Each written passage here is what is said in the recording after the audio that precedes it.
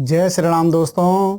आज मैं आपको बता रहा हूँ कि मीन राशि के जो जातक हैं उनके लिए सूर्य के ग्रह गोचर के हिसाब से, जबकि 16 दिसंबर से और 13 जनवरी के मध्य भगवान सूर्य नारायण वृश्चिक राशि को छोड़कर धनु राशि में प्रवेश कर रहे हैं, तो इनके लिए यह समय क्या है, कैसे रहने वाला है। तो जैसे कि आप देख पा रहे हो दोस्तों कि मीन राशि के हिसाब से भगवान सूर्य नारायण आपके कहाँ बैठे हुए हैं, दसम भाव में बैठे हुए हैं। और दसम भाव में बैठने का ये तात्पर्य है कि मीन राशि के जो स्वामी हैं वह क्या हैं, देवगुरु बृहस्पति हैं, और धनु राशि के स्वामी भी क्या हैं, देवगुरु बृहस्पति ही हैं। तो बृहस्पति की राशि में जब भगवान सूर्य नारायण बैठे हुए हों तो ये समझ लीजिए कि यह समय जो मीन राशि के जो जातक हैं उनके लिए विशेष यह फलदायी भी रहने वाला है, और साथ ही साथ इनके ग्रह गोचर के हिसाब से इस समय यह कुछ अच्छे परिवर्तन करने वाला है। तो ये समझ लीजिए कि भगवान सूर्य नारायण आपके कहाँ बैठे हुए हैं, दसम भाव यानी पिता के घर में बैठे हुए हैं। पिता के घर इसे कहा जाता है दोस्तों। उसके बाद राज्य का होता है, कर्म का, कारोबार इत्यादि का यह भाव होता है। तो ये समझ लीजिए कि जब यह पिता के घर में बैठे हुए हों और धनु राशि में यानी कि देवगुरु बृहस्पति की राशि में यह बैठे हुए हों तो अवश्य ही यह इन चीज़ों में वृद्धि करने वाले हैं, यानी कि आपका जो राज्य है या आपका जो कार्य क्षेत्र है, कारोबार इत्यादि है, या पैतृक संपदा इत्यादि है, उससे संबंधित आपको अवश्य ही लाभ की प्राप्ति होने वाली है, पद प्रतिष्ठा की आपको प्राप्ति होने वाली है। उसके बाद पुनः हम आते हैं भगवान सूर्य नारायण की तृतीय दृष्टि। तो प्रथम, द्वितीय और तृतीय दृष्टि इनकी कहाँ पड़ रही है, आपके द्वादशेष भाव यानी आपके व्यय घर में पड़ रही है। व्यय घर का अर्थ ये होता है दोस्तों, यह खर्चे से रिलेटेड भाव होता है। इसमें जो भी हमारा व्यय होता है, जो हमारा खर्चा होता है, वह इसी भाव से देखा जाता है। तो ये मान लीजिए कि जब भगवान सूर्य नारायण आपके दसम भाव में बैठे हुए हों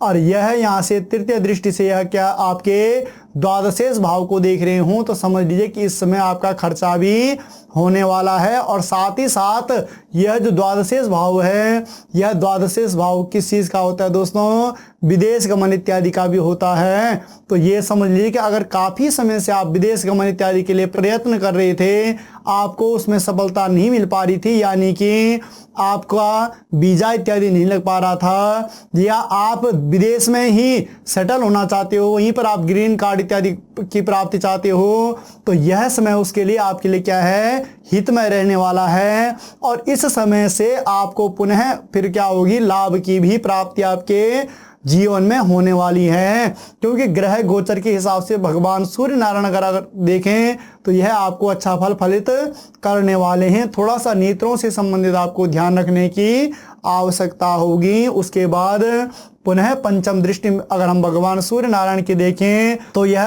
कहाँ देख रहे हैं, आपके धन धान्य के भाव को देख रहे हैं, संपत्ति के भाव को देख रहे हैं।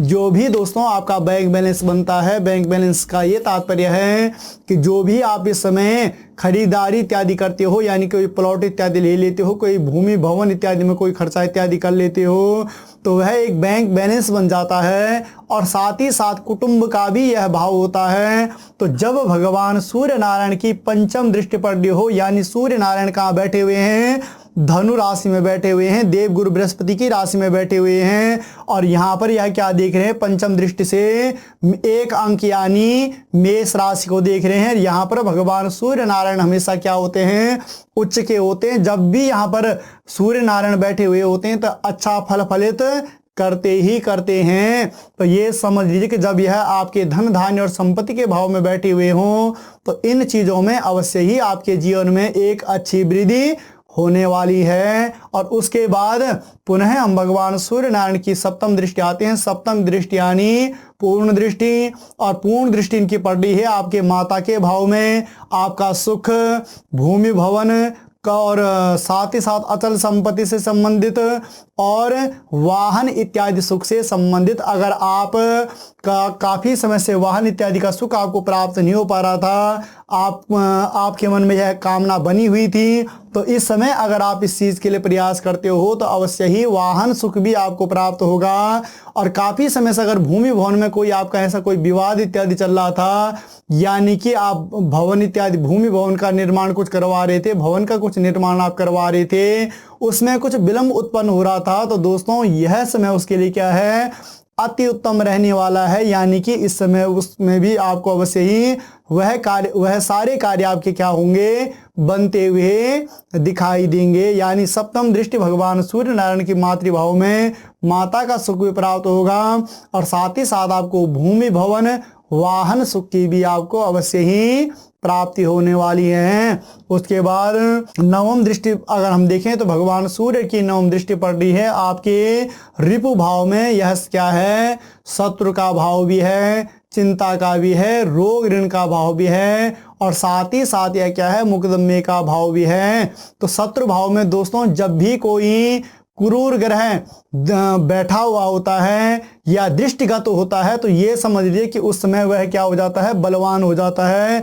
बलवान होने का ये तात्पर्य है कि जब भी हम कोई कार्य करते हैं, अगर उस समय दोस्तों कोई हमारी टांग खींच रहा होता है, यानी कि कोई उसमें बाधा उत्पन्न कोई व्यक्ति करता है, तो इस समय जब हमारे 6th हाउस यानी छठे भाव में कोई ऐसा क्रूर ग्रह बैठा हुआ हो या दृष्टिगत हो, तो उस समय वह व्यक्ति हमारा कुछ भी नहीं बिगाड़ सकता। यानी कि इस समय यह भाव भी आपका काफी मजबूत दिखाई दे रहा है। तो जो आप कार्य करोगे उन कार्यों में आपको अवश्य ही सफलता मिलने के चांसेस बनेंगे। और साथ ही साथ यह क्या है, ऋण भाव भी है। तो ऋण का अर्थ यह है दोस्तों कि जो हमने किसी का देना इत्यादि है, अगर हमारा कार्य क्षेत्र इत्यादि चल पा रहा है, हमारे मन में दोस्तों किसी प्रकार से किसी के धन को रखने की इच्छा नहीं थी, तो इस समय हमें अवश्य ही उसे लौटा देना चाहिए। क्योंकि ग्रह भी फलित तभी होते हैं कि जब हमारा स्वयं का जो नेचर होता है, स्वयं का जो स्वभाव होता है, वह दोस्तों अच्छा हो। अच्छे होने का तात्पर्य होता है कि हर कोई ऐसा ही सोचता है, और ये चीज़ें होती हैं, मगर कभी भी क्या है, किसी का ऋण नहीं रखना चाहिए। ऋण रखने का ये तात्पर्य होता है कि अगर हम किसी का कोई धन इत्यादि रख लेते हैं या पैसा ले लिया था किसी से, उसे नहीं लौटाते, तो वह क्या होता है, हमेशा हमारे अंदर नेगेटिव एनर्जी को ही उस नेगेटिव एनर्जी में ही बढ़ोतरी करता है।